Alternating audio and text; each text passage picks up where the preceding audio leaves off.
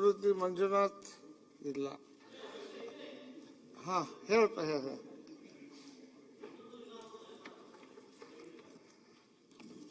ಸನ್ಮಾನ್ಯ ಸಭಾಧ್ಯಕ್ಷರೇ, ನನ್ನ ಕ್ಷೇತ್ರದ ಮುಳಬಾಗಿಲು ತಾಲೂಕು ರೈತರಿಗೆ ಅರಣ್ಯ ಇಲಾಖೆಯ ಕೆಲವು ಸಿಬ್ಬಂದಿ ವರ್ಗದವರು ಗಂಭೀರ ಅನ್ಯಾಯದ ಬಗ್ಗೆ ಸರ್ಕಾರದ ಗಮನ ಸೆಳೆಯಲು ಬಯಸ್ತೀನಿ. ಸನ್ಮಾನ್ಯ ಸಭಾಧ್ಯಕ್ಷರೇ, ಉತ್ತರ ಒದಗಿಸಲಾಗಿದೆ. ಸಭಾಧ್ಯಕ್ಷರೇ, ಉತ್ತರವನ್ನು ಒದಗಿಸಿದ್ದಾರೆ. ಸುಮಾರು 4 ಬಾರಿ ಈ ಪ್ರಶ್ನೆ ಕೇಳಿದ್ದೆ. ಪುಣ್ಯ ಇವತ್ತು ನನಗೆ ಸಿಕ್ಕಿದೆ ನಿಮ್ಮ ಜೊತೆ ಮಾತಾಡಲಿಕ್ಕೆ. ನೀವು ಕರೆದು ನಾನು ಮಾತಾಡಿದಿರಿ, ಬಟ್ ಇವತ್ತು ನೇರವಾಗಿ ಮಾತಾಡ್ಲಿಕ್ಕೆ ಒಂದು ಅವಕಾಶ ಸಿಕ್ಕಿದ್ದಾರೆ. ಬಹುಶಃ ಎಲ್ಲೋ ಒಂದು ಕಡೆ ನಿಮ್ಗಿರ್ತಕ್ಕಂಥ ಸರ್ಕಾರದ ಬಗ್ಗೆ ಕಾಳಜಿ, ಸರ್ಕಾರದಲ್ಲಿ ಇದುವರೆಗೂ ಮಾಡತಕ್ಕಂಥ ಕಾಳಜಿ, ಎಲ್ಲೋ ಒಂದು ಕಡೆ ನಿಮ್ಮ ಗಂಭೀರವಾದಕ್ಕಂಥ ಏನು ಮುಂದೆ ವಿಷನ್ ಇದೆ, ನಿಮ್ಮ ಅಧಿಕಾರಿಗಳು ತಪ್ಪುದಾರಿಗೆ ಎಳಿತಾ ಇದ್ದಾರೆ ಅಂತ ನನ್ನ ಮನವಿ. ನಾನು ಎಕ್ಸ್ಪೆಕ್ಟ್ ಮಾಡಿದ್ದೇವೆ. ನಾವು ಇದು ಮಾಡಿಲ್ಲ, ಅನ್ಯಾಯ ಮಾಡಿಲ್ಲ, ನಾವು ಒತ್ತುವರಿ ಮಾಡಲ್ಲ ಅಂತ ಹೇಳ್ತಾರಲ್ಲ ನಮ್ಮ ಸಭಾಧ್ಯಕ್ಷರೇ. ನಮ್ಮ ಮಿನಿಸ್ಟರ್ ಒಂದು ಮಾತು ಕೇಳ್ತೀನಿ. ರಾತ್ರಿ 8 ಗಂಟೆಗೆ ಪೊಲೀಸ್ ಕರ್ಕೊಂಡೋಗಿ ತೆರವುಗೊಳಿಸೋದು ಇದೇನಂತಾರೆ? ಇದು ದೌರ್ಜನ್ಯ ಅಂತ ಕರೆಯಲ್ವಾ? ಇವತ್ತು ನಮ್ಮ ಉಸ್ತುವಾರಿ ಸಚಿವರಾಗಿರ್ತಕ್ಕಂಥ ಮಾನ್ಯ ಸುರೇಶ್ ಅವ್ರ ಜೊತೆಯಲ್ಲಿ KDP ಮೀಟಿಂಗ್ ಅಲ್ಲಿ ಜಿಲ್ಲಾಧಿಕಾರಿಗಳು ಮತ್ತು ನಾವು ಎಲ್ಲಾ ಶಾಸಕರು ಒಟ್ಟುಗೂಡಿ ಇದು ಅನ್ಯಾಯ ಆಗಬಾರ್ದು, ಸರ್ಕಾರ ಒಂದು ಆದೇಶ ಬರೋ ತನಕ ತಾವು ತಡೆಯಿಡಿ ಅಂತ DFO ಹೇಳಿದ್ರು ಕೂಡ ನಮ್ಮನ್ನ ಅತಿ ಮೀರಿ ನಾವು ಶಾಸಕರಿಂದ ಗೌರವ ಕೊಡದೆ ಅತಿ ಮೀರಿ ಒಂದು ದೌರ್ಜನ್ಯಕ್ಕೆ ಒಳಗಾಗ್ತಾರಲ್ವಾ? ಇದನ್ನ ಏನಂತ ಕರೀತಾರೆ? ಇದು ನನ್ನ ಮುಳಬಾಗಿಲು ತಾಲೂಕಿನ ಒಬ್ಬನ ಸಮಸ್ಯೆ ಅಂತ ನಾನು ಮಾತಾಡ್ತಾ ಇಲ್ಲ. ಇಡೀ ಕೋಲಾರ ಜಿಲ್ಲೆದ ಎಲ್ಲಾ ರೈತರು ಕೂಡ ಇದೇ ಸಮಸ್ಯೆ ಆಗ್ತಾ ಇದೆ. ಇವತ್ತು ಏನಾಗಿದೆ ಅಂತಂದ್ರೆ, ಇಡೀ ಸರ್ಕಾರನೇ ಒಂದು ಕಡೆ ಇದ್ದಾಗ ನಿಮ್ಮ ಅರಣ್ಯ ಇಲಾಖೆನೇ ಒಂದು ಕಡೆ ಇದೆ.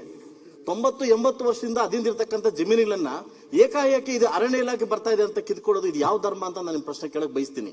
ಇವತ್ತು ನನ್ನ ಕ್ಷೇತ್ರದ ಒಂದು ಊರು ಶೆಟ್ಬರ್ಟ್ ಅಂತ ಒಂದು ಊರು, ಇವತ್ತು ಸರ್ವೆ ನಂಬರ್ 73-72ರಲ್ಲಿ ಗೋಮಾಳ ಜಮೀನು 22 ಎಕರೆ ಇದೆ. 90-80 ವರ್ಷಗಳಿಂದ ಕೊಟ್ಟಿದ್ದಾರೆ, ಗೋಮಾಳ ಜಮೀನು ಕೊಟ್ಟಿದ್ದಾರೆ, ಪಾಣಿ ಹೊಡ್ತಿದೆ, ರೈತರು ಅಧೀನದಲ್ಲಿದ್ದಾರೆ, ಅಲ್ಲಿ ಸ್ಕೂಲ್ ಇದೆ, ಒಂದು ಅಂಗನವಾಡಿ ಇದೆ, ಎಲ್ಲಾ ರೀತಿ ಇದ್ರೂ ಕೂಡ ರಾತ್ರಿ 8 ಗಂಟೆಗೆ ಹೋಗ್ಬಿಟ್ಟು ನಂದು ಅಂತ ಕಿತ್ಕೊಳ್ತಕ್ಕಂಥ ಧರ್ಮ ಇದೆಯಲ್ಲ, ಇದು ಯಾವ ಮಟ್ಟಿಗೆ ಸರಿ ಅಂತ ನಾನು ಕೇಳ್ತೀನಿ. ಯಾಕಂದ್ರೆ ಇದೀ ನಮ್ಮ KDPದಲ್ಲಿ ನಮ್ಮ ನೋವನ್ನ ನಮ್ಮ ಉಸ್ತುವಾರಿ ಸಚಿವರಿಗೆ ಹೇಳಿದ್ವಿ, ಎಲ್ಲಾ ಶಾಸಕರು ಹೇಳಿದ್ವಿ, ಆ ಎಮ್ಮನ್ ಕರೆದು ಮಾತಾಡಿದ್ವಿ, DFN ಕರೆದು ಮಾತಾಡಿದ್ವಿ, ಸದ್ಯಕ್ಕೆ ಸಾಕು ನಿಲ್ಲಿಸಿ, ಸರ್ಕಾರದಿಂದ ಆದೇಶ ಬರ್ತಕ್ಕ ನಿಲ್ಲಿಸಿ ಅಂತಂದ್ರು ಕೂಡ ನಮ್ಮನ್ನ ಅತಿ ಮೀರಿ ಕೂಡ ಎಮ್ಮ ಹೋಗ್ತಿದ್ರಂತಂದ್ರೆ ಇದು ನಮಗೆ ಶಾಸಕರಾಗಿ ಒಬ್ಬ ಜಿಲ್ಲಾ ಉಸ್ತುವಾರಾಗಿ ಅವ್ರಿಗೆ ಮರ್ಯಾದೆ ಇಲ್ವಾ? ಯಾಕಂದ್ರೆ ಸುಮಾರು ವರ್ಷಗಳಿಂದ ಇದು ಕಾಟ ಆಗ್ತಾ ಇದೆ. ಇದು ನಾನೊಬ್ಬಂದಲ್ಲ, ನನ್ನ ತಾಲೂಕದಲ್ಲ, ಎಲ್ಲಾ ತಾಲೂಕಲ್ಲೂ ಇದೇ ಆಗ್ತಾ ಇದೆ. ಇದಕ್ಕೆ ಪೂರಕವಾಗಿ ಒಂದು ಗಮನ ತಂದಿದ್ದೆ ನಮ್ಮ ಸಚಿವರಿಗೆ. ಅಣ್ಣ, ಅನ್ನಳ್ಳಿ ಸರ್ವೆ ನಂಬರ್ 117, 118, 119 25 ಎಕರೆ ಜಮೀನನ್ನ ಒಂದು ಕ್ರೀಡಾಂಗಣಕ್ಕೆ ಅಲಾಟ್ ಮಾಡಿದ್ವಿ.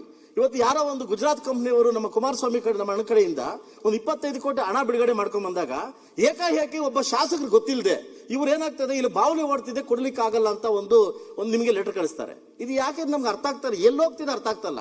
ನಿಮಗಿರ್ತಕ್ಕಂಥ ಕಾಳಜಿ ನಿಮ್ಮ ಅಧಿಕಾರಿ ಯಾಕೆ ಬರ್ತಾ ಇಲ್ಲ ಅಂತ ಅರ್ಥ ಆಗ್ತಲ್ಲ ನಮ್ಗೆ. ಇವತ್ತು ನಾವು ಈ ಸರ್ಕಾರದಲ್ಲಿ ನೀವು ಸಚಿವರಾಗಿದ್ರು ಕೂಡ, ನಾವು ಶಾಸಕರಾದ್ರು ಕೂಡ, ದಿನ ಬೆಳಗ್ಗೆ ಆದ್ರೂ ಕೂಡ ರೈತರ ಸಮಸ್ಯೆ ಇದಾಗ್ತಾ ಇದ್ರೆ ಇದೆಲ್ಲೋ ಒಂದ್ ಕಡೆ ನಮ್ಗೆ ಅವಮಾನ ಆಗ್ತಾ ಇದೆ. ನೀವು ಅರ್ಥ ಮಾಡ್ಕೊಬೇಕು. ಇವತ್ತು ನೀವು ಮಾಡ್ತಕ್ಕಂಥ ಕೆಲಸಕ್ಕೆ ನಾವು ಅಡ್ಡಿಪಡಿಸ್ತಾ ಇಲ್ಲ.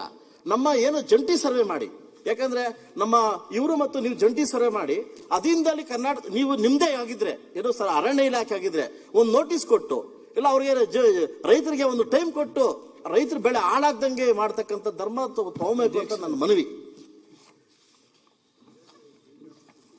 ಸನ್ಮಾನ್ಯ ಸಭಾಧ್ಯಕ್ಷರೇ, ಅರಣ್ಯ ಪರಿಸರ ಪ್ರಕೃತಿ ಸಂರಕ್ಷಣೆ ಮಾಡುವಂಥದ್ದು ನಮ್ಮೆಲ್ಲರ ಆದ್ಯ ಕರ್ತವ್ಯವಾಗಿದೆ. ಭೂಭಾಗದ ಸುಮಾರು 33% ಅರಣ್ಯ ಇರಬೇಕು ಅಂತ ಹೇಳಿದ್ರೆ ನಮ್ಮಲ್ಲಿ 21% ಅರಣ್ಯ ಇದೆ. ಕೋಲಾರಿನಲ್ಲಿ ಸುಮಾರು 50,000 ಹೆಕ್ಟೇರ್ ಅರಣ್ಯ ಪ್ರದೇಶ ಇದೆ, 7% ಅರಣ್ಯ ಇದೆ. ಕೋಲಾರ ಜಿಲ್ಲೆಯಲ್ಲಿ ಸುಮಾರು 9,860 ಎಕರೆ ಜಮೀನು ಅಕ್ರಮವಾಗಿ ಅರ್ಧ 5,000 ಎಕರೆ ಮಂಜೂರಾತಿಯಾಗಿದೆ. ಸುಮಾರು 4,000ಗಿಂತಲೂ ಹೆಚ್ಚಿನ ಒಂದು ಜಮೀನು ಒತ್ತುವರಿಯಾಗಿದೆ. ಈ ಎಲ್ಲೆಲ್ಲಿ ಒತ್ತುವರಿ ಆಗಿದ್ದಂತಹ ಪ್ರಕರಣಗಳಿದ್ದಾವೆ. ಅದರಲ್ಲಿ ವಿಶೇಷವಾಗಿ ಗೌರವಾನ್ವಿತ ಸದಸ್ಯರು ಏನೊಂದು ಪ್ರಶ್ನೆ ಮಾಡಿದ್ದಾರೆ, ಒಂದು ಆತಂಕವನ್ನು ವ್ಯಕ್ತಪಡಿಸಿದ್ದಾರೆ. ಇವತ್ತು ಕೋಲಾರ ಪ್ರಾದೇಶಿಕ ಅರಣ್ಯ ವಿಭಾಗ ವ್ಯಾಪ್ತಿಯ ಬಂಗಾರಪೇಟೆ ವಿಭಾಗದ ಮುಳಬಾಗಿಲು ಅರಣ್ಯ ವಲಯದ ಕಾಶಿಪುರ ಅರಣ್ಯ ಪ್ರದೇಶವು ಸರ್ಕಾರದ ಅಧಿಸೂಚನೆ ಸಂಖ್ಯೆ ಇವತ್ತು ನಂಬರ್ 10947 FT ದಿನಾಂಕ 29/5/1896ರಂತೆ ಅಧಿಸೂಚಿತ ಅರಣ್ಯ ಪ್ರದೇಶವಾಗಿದ್ದು, ಇದು ನಮ್ಮ ಗಮನಕ್ಕೂ ನೋಟಿಫಿಕೇಶನ್ ಎಲ್ಲ ಕಳಿಸ್ಲಿಕ್ಕೆ ನಮ್ಮ ಅಧಿಕಾರಿಗಳಿಗೆ ಹೇಳ್ತೇನೆ. ಇದು 1890ರಲ್ಲಿ ಅಧಿಸೂಚಿತ ಅರಣ್ಯ ಅಂತೇಳಿ ಹೇಳಿ ಈಗಾಗಲೇ ಅಧಿಸೂಚನೆ ಆಗಿದೆ. ಅಧಿಸೂಚಿತ ಅರಣ್ಯ ಅಂತ ಹೇಳಿದ್ರೆ ಇದು ಮೀಸಲು ಅರಣ್ಯ. ಮೀಸಲು ಅರಣ್ಯ ಒಂದ್ಸಲ ಘೋಷಣೆ ಆಯಿತು ಅಂತ ಹೇಳಿದ್ರೆ ಆ ಮೀಸಲು ಅರಣ್ಯ ಯಾವುದೇ ಅರಣ್ಯವಲ್ಲದ ಕೆಲಸ ಕಾರ್ಯಗಳಿಗೆ FC ಇಲ್ಲದೆ ತಿರುವಳಿ ಇಲ್ಲದೆ ರಾಜ್ಯ ಸರ್ಕಾರದ್ದು ಕೊಡ್ಲಿಕ್ಕಾಗಲ್ಲ, ಕೇಂದ್ರ ಸರ್ಕಾರನೂ ಕೊಡ್ಲಿಕ್ಕಾಗಲ್ಲ. ಇದಕ್ಕೆ ನಿಯಮಾವಳಿಗಳಿದೆ. ಕಾಲ ಕಾಲಕ್ಕೆ ಸರ್ವೋಚ್ಚ ನ್ಯಾಯಾಲಯದ ಇದ್ರ ಬಗ್ಗೆ ತೀರ್ಪನ್ನು ಕೊಟ್ಟಿದೆ.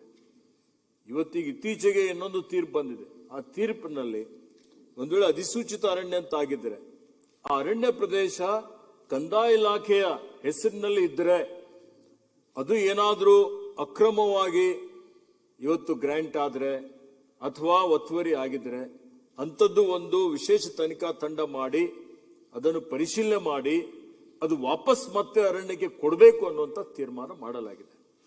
ಈ ಎಲ್ಲ ಹಿನ್ನೆಲೆಯಲ್ಲಿ ಇವತ್ತು ರಾಜ್ಯದಾದ್ಯಂತ ಬೆಂಗಳೂರು ಸೇರಿಕೊಂಡು ಈಗಾಗಲೇ ಬೆಂಗಳೂರಲ್ಲಿ ಸಹಿತ ಸುಮಾರು 250 ಎಕರೆ 10,000 ಕೋಟಿ ರೂಪಾಯಿ ಮೌಲ್ಯದ ಅರಣ್ಯ ಒತ್ತುವರಿ ಆಗಿದ್ದಂಥದ್ದು ನಾವು ತೆರವುಗೊಳಿಸಿದ್ದೇವೆ. ಅರಣ್ಯ ಅಂತೇಳಿ ಆಗಿದೆ. ಈಗ ಸುಮಾರು 30-40 ಸಾವಿರ ಕೋಟಿ ರೂಪಾಯಿ ಬೆಲೆ ಬಾಳುವ ಅರಣ್ಯ ಪ್ರದೇಶ ಒತ್ತುವರಿ ಬೆಂಗಳೂರಿನಲ್ಲಿ ಆಗಿದ್ದಂಥದ್ದು ಈಗ ವ್ಯಾಜ್ಯ ನಡೀತಾ ಇದೆ ಹೈಕೋರ್ಟ್ ಅಲ್ಲಿ, ಸುಪ್ರೀಂ ಕೋರ್ಟ್ ಅಲ್ಲಿ. ಈಗ ಏನು ರಾತ್ರೋರಾತ್ರಿ ಏಕಾಏಕಿ ಬರುವಂತದ್ದಿದೆ, ಅದಕ್ಕೆ ಅವಕಾಶ ಇಲ್ಲ. ಇವತ್ತು ಇಂಥ ಪ್ರಕರಣಗಳು, ಈ ಪ್ರಕರಣಗಳಲ್ಲಿ ಸಹಿತ ತಾವೇನ್ ಕೇಳಿದಿರಿ ಪ್ರಶ್ನೆ ಕೇಳಿದ್ದಂಥದ್ದು ಇವತ್ತು ಕುಮದೇನಹಳ್ಳಿ, ಶೆಟ್ಟಿ ಬನಕನಹಳ್ಳಿ, ಅತ್ತಿಕುಂಟೆ, ಹೀಗಾಗಿ ಎಲ್ಲಾ ಕಡೆ ಅಧಿಸೂಚನೆ ಆಗಿದ್ದಂಥದ್ದು 351 ಎಕರೆ. ಈ 351 ಎಕರೆಯಲ್ಲಿ ಸುಮಾರು ಒತ್ತುವರಿಯಾದ ಅರಣ್ಯ ಪ್ರದೇಶ 25 ಎಕರೆ. 25 ಎಕರೆ ಒತ್ತುವರಿ ಆಗಿದಂಥದ್ದು ನಮ್ಮ ಇಲಾಖೆ ಕಡೆಯಿಂದ ನನಗೆ ಬಂದ ಮಾಹಿತಿ ಪ್ರಕಾರ, ನನಗೆ ಕೊಟ್ಟ ಮಾಹಿತಿಯಲ್ಲಿ ಏನಾದರೂ ಹೆಚ್ಚು ಕಡಿಮೆ ಇದ್ರೆ ತಮಗೆ ಬೇಕಾದ್ರೆ ನಾನು ಕರೆಸ್ತೊಂದು ಸಭೆ ಮಾಡ್ತೀನಿ. ಇವತ್ತು ನನಗೆ ಕೊಟ್ಟ ಮಾಹಿತಿ ಪ್ರಕಾರ ಈ 25 ಎಕರೆ ಏನು ಒತ್ತುವರಿ ಆಗಿದ್ದಂಥದ್ದು ಆ ಒತ್ತುವರಿದಾರರಿಗೆ ನೋಟಿಸ್ ಕೊಡಲಾಗಿದೆ. ಅದಾದ್ಮೇಲೆ ಕೆಲವೊಂದು ಒತ್ತುವರಿದಾರರು ಇವತ್ತು ಕೋರ್ಟಿಗೆ ಹೋಗಿದ್ದಾರೆ. ಕೋರ್ಟ್ ಅಲ್ಲಿ ಡಿಸ್ಮಿಸ್ ಮಾಡಿದೆ. ಕೋರ್ಟ್ ಡಿಸ್ಮಿಸ್ ಮಾಡಿದ ಮೇಲೆ ನಮ್ಮ ಇಲಾಖೆ ಅಧಿಕಾರಿಗಳು ಒತ್ತುವರಿ ತೆರವು ಮಾಡುವಂತ ಕೆಲಸವನ್ನು ಮಾಡಿದ್ದಾರೆ. ತೆರವು ಮಾಡೋಕ್ಕಿಂತ ಪೂರ್ವದಲ್ಲಿ ಏನ್ ನಿಯಮ ಇದೆ 64A ಮಾಡುವಂಥದ್ದು, 64A ನಿಯಮ ಮಾಡುವಂಥದ್ದು ACF ಗಳು ಮಾಡ್ತಾರೆ. ACF ಗಳು ಮಾಡಿದ್ಮೇಲೆ ಮುಂದೆ ಮತ್ತೆ CF ಗೆ ಅವರು ಅಪೀಲ್ ಹೋಗ್ಬೋದು. ಅಪೀಲ್ ಹೋಗ್ಲಿಕ್ಕೂ ಅವಕಾಶ ಕೊಡಲಾಗಿದೆ. ಅಪೀಲ್ ಅವರು ಹೋಗಿದ್ದಂತಹ ಸಂದರ್ಭದಲ್ಲಿ ಅಪೀಲ್ ಸಹಿತ ಡಿಸ್ಮಿಸ್ ಆದ ನಂತರ ಅವರಿಗೆ ಮಾಹಿತಿಯನ್ನು ಕೊಟ್ಟು ಈ ಒತ್ತುವರಿ ತೆರವು ಕಾರ್ಯಾಚರಣೆ ನಡೆದಿದೆ. ಕಾನೂನುಬದ್ಧವಾಗಿ ನಿಯಮಾನುಸಾರವೇ ಒತ್ತುವರಿ ತೆರವು ಮಾಡಲಾಗಿದೆ. ಇದು ಮುಂದಿನ ಪೀಳಿಗೆ ಹಿತದೃಷ್ಟಿಯಿಂದ ಮಾಡಿದಂಥದ್ದು. ಸುಮಾರು ರಾಜ್ಯದಲ್ಲಿ ಲಕ್ಷಾಂತರ ಅಂದ್ರೆ ಇವತ್ತು ನಾವು ಅರಣ್ಯ ಉಳಿಸುವಂಥದ್ದು ಬಹಳ ಅವಶ್ಯಕತೆ ಇದೆ.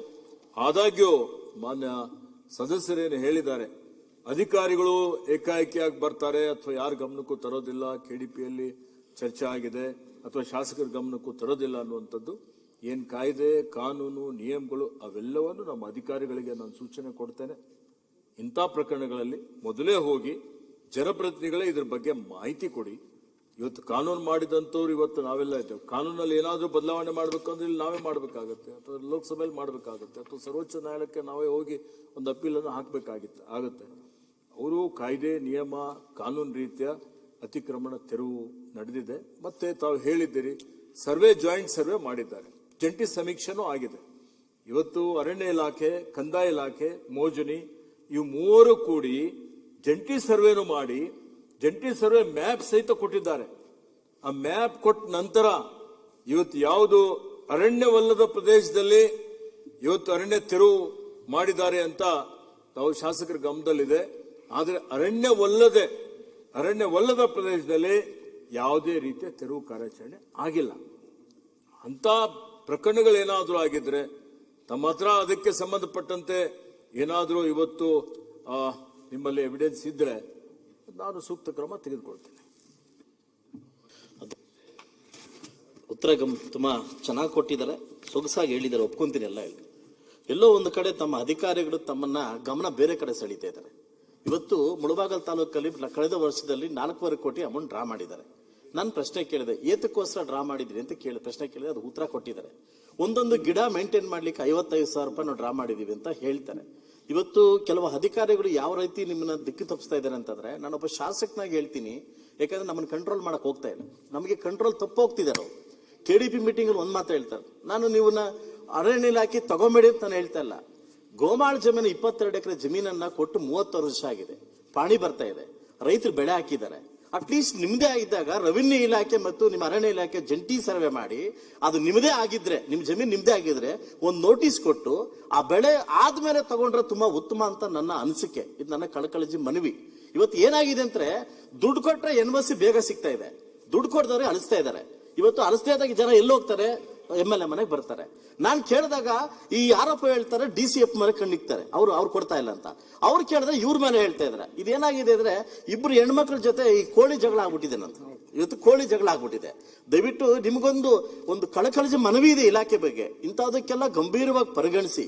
ನಾನು ಎಲ್ಲೋ ಒಂದು ಕಡೆ 25 ಎಕರೆ ಜಮೀನಲ್ಲಿ ಕ್ರೀಡಾಂಗಣ ಬೇಕಂತ ತಗೊಂಡ್ಬಂದಿದ್ರೆ ನನ್ನ ಗಮನಕ್ಕೂ ಬರದೆ, ತಮ್ಮ ಗಮನಕ್ಕೆ ಬಂದಿದ್ದು ನಾನು ಕೊಟ್ಟಿದ್ದೀನಿ, ನನ್ನ ಗಮನಕ್ಕೂ ಬರದೆ ಇದು NOC ಕೊಡಲ್ಲ ಅಂತಂದ್ರೆ ಇದು ನಮ್ಗೆ ಏನ್ ಬೆಲೆ ಸಿಕ್ತಂಗೆ? MLAಗೆ ತಾವು ಒಂದು ಆಸೆ ಇದೆ, ಜನಪ್ರತಿನಿಧಿ ನಾವೆಲ್ಲೋಗ್ಬೇಕು, ಇಂಥದೆಲ್ಲ ಸರಿಪಡಿಸ್ಬೇಕಾದ್ರೆ ದಯವಿಟ್ಟು ಆದಷ್ಟು ಬೇಗ ಕೋಲಾರ ಜಿಲ್ಲೆಯ ಇಲಾಖೆ, ತಮ್ಮ ಇಲಾಖೆ ಇದೆ, ನಮ್ಮ ಎಲ್ಲಾ ಶಾಸಕರನ್ನು ಕರೆದು ಒಂದು ಮೀಟಿಂಗ್ ಮಾಡಿ ಕಟುಬದ್ಧವಾಗಿ ಇದನ್ನ ಪರಿಗಣಿಸಬೇಕು ಅಂತ ತಮ್ಮಲ್ಲಿ ಕಳಕಳಿಯಾಗಿ ಮನವಿ ಮಾಡ್ತೀನಿ.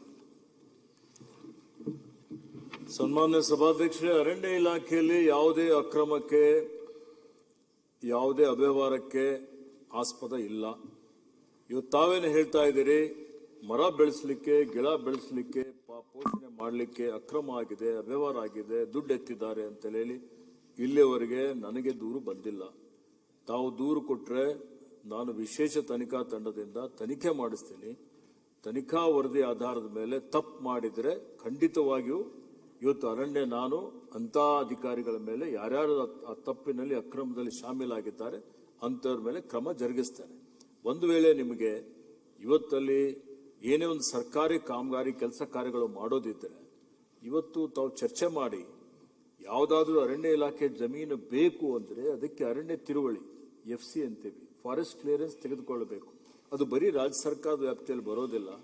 ನಮಗೆ ಪರಿವೇಶ್ ಪೋರ್ಟಲ್ನಲ್ಲಿ ಹಾಕಿದ ಮೇಲೆ ಪರ್ಯಾಯ ಜಮೀನು ಕೊಟ್ಟು ಕಾಂಪನ್ಸೇಟರಿ ಅಫಾರೆಸ್ಟೇಷನ್ಗೆ ದುಡ್ಡು ಕಟ್ಟಬೇಕಾಗ್ತದೆ. NPUಗೆ ದುಡ್ಡು ಕಟ್ಟಿ ಅಲ್ಲಿಂದ ನಾವು ಕೇಂದ್ರ ಸರ್ಕಾರಕ್ಕೆ ಪ್ರಸ್ತಾವನೆ ಸಲ್ಲಿಸಿ ಪರಿವೇಶ್ ಪೋರ್ಟಲ್ನಿಂದ ಸ್ಟೇಜ್ 1 ಅಪ್ರೂವಲ್ ತೆಗೆದುಕೊಂಡು ಆ ಅರಣ್ಯ ಭೂಮಿಯನ್ನು ನಾವು ಸರ್ಕಾರಿ ಕೆಲಸ ಕಾರ್ಯಗಳಿಗೆ, ಅಭಿವೃದ್ಧಿ ಪರ ಯೋಜನೆಗಳಿಗೆ ಉಪಯೋಗ ಮಾಡಿಕೊಳ್ಳಲಿಕ್ಕೆ ಸಾಧ್ಯ ಆಗ್ತದೆ.